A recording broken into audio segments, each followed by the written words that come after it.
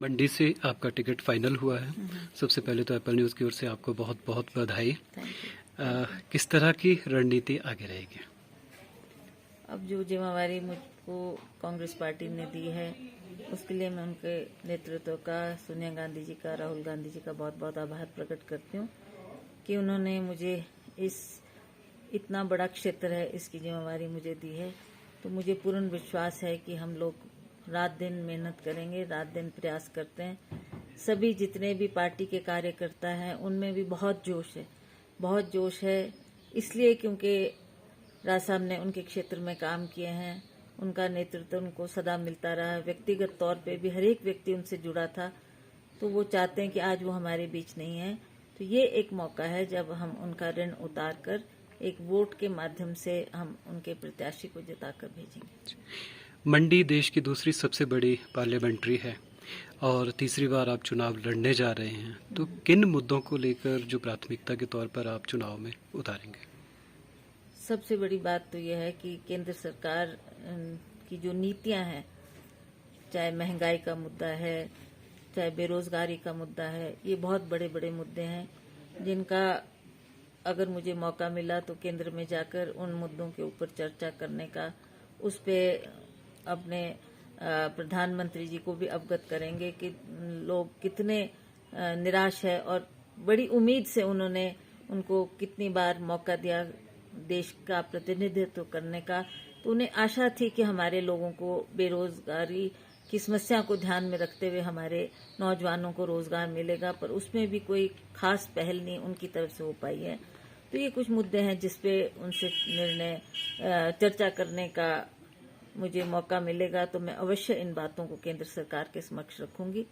और उसी तरह से आप जानते हैं कि प्रदेश में भी जो विकास के कार्य हुए हैं वो भी हमारी पूर्व सरकार केंद्र माननीय मुख्यमंत्री वीरभद्र सिंह जी के नेतृत्व में जो काम हुए हैं, मुझे बोलने की आवश्यकता नहीं है। लोग खुद जानते हैं, खुद समझते हैं, चाहे बुजुर्ग है, चाहे नौजवान है, चाहे बच्चा है, सभी इस बात को जानते हैं कि अगर हमें आज शिक्षा मिल रही है, उच्च शिक्षा मिल रही है, तो किसकी देन है।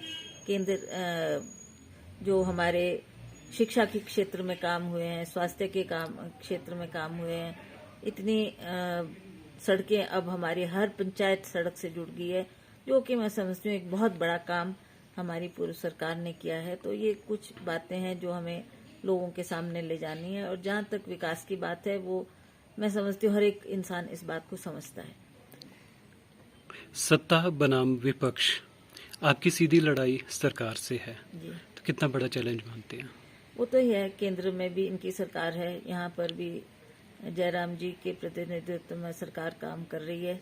पर जैसी आशाएं लोगों को थी, जैसी अपेक्षा इस सरकार से थी, मुझे नहीं लगता कि उस पर वो खरा उतर पाए हैं। और बहुत से काम जो जिसके उन्होंने विधिवत रूप से उद्घाटन किया है, वो भी वो काम थे जो पूर्व सरकार ने किया। और अभी इनके नेतृत्व में ऐसा कोई काम नहीं हुआ है जिसको वो गिना सकें और बोल सकें कि हमने ये काम आपको करके दिया। मुख्यमंत्री जयराम ठाकुर जी, हॉली लॉज से उनका सीधा संबंध था और एक सामंजस्य के साथ काम होता था, लेकिन अब सीधी लड़ाई होगी तो क्या टक्कर रहेगी? देखो, जहाँ तक ये तो परिस्थिति की बात है, हालात ऐसे हुए, परिस्थिति ऐसी हुई। जहाँ तक व्यक्तिगत तौर की बात है, हम उनका आदर करते हैं, सम्मान करते हैं।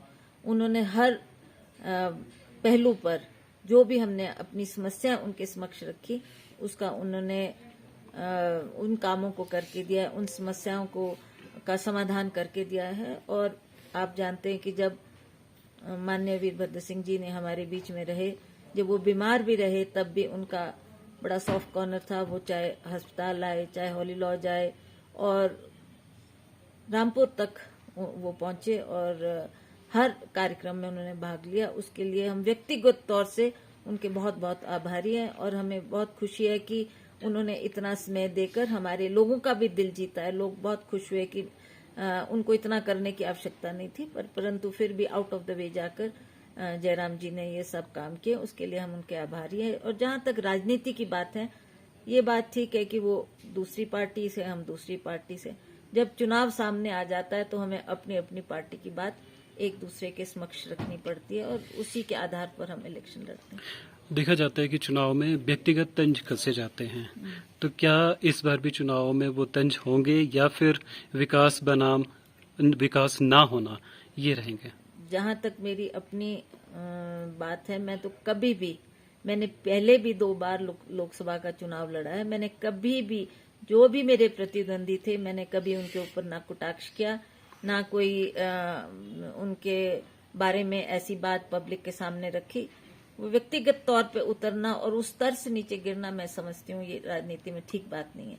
जहां तक राजनीति की अपनी अपनी पार्टियों की बात है, हम लोग उन पार्टियों को लेकर जो कमियां सरकार में रही हैं उसको उजागर करते हैं, और जो समस्या है उसके बारे में भी लोगों को अवगत कराते हैं कि ये समस्या है और हमें इनको हल करने का प्रयास करना चाहिए। राजा साहब की एक अपनी छवि थी, जहां भी जाते थे लोग उनसे जुड़ते थे, तो उनकी कितनी कमी खलेगी इन चुनाव में खासकर?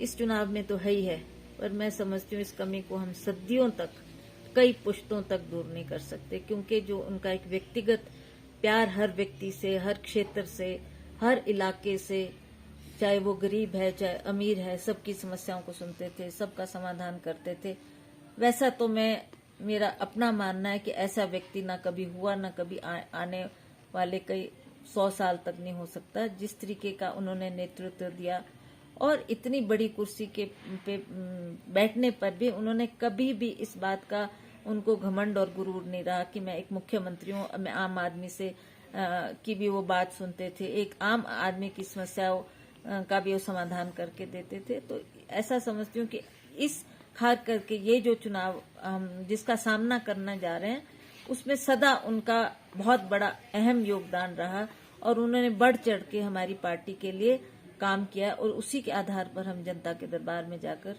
लोगों से वोट मांगते थे। अब ये कमी जरूर हमें खलेगी, और उनकी कमी लोग भी महसूस करते हैं। लोगों को भी लगता है कि आज इतनी बड़ी शख्सियत जो हमारे बीच में सदा रहती थी, आज वो हमारे बीच में नहीं। जी। जो पूरे मंडी लोकसभा के लोग हैं 17 कॉन्स्टिट्यूंसी में, पार्टी कार्यकर्ता और आम जनता, उनको क्या संदेश देंगे आप, क्या अपील करेंगे?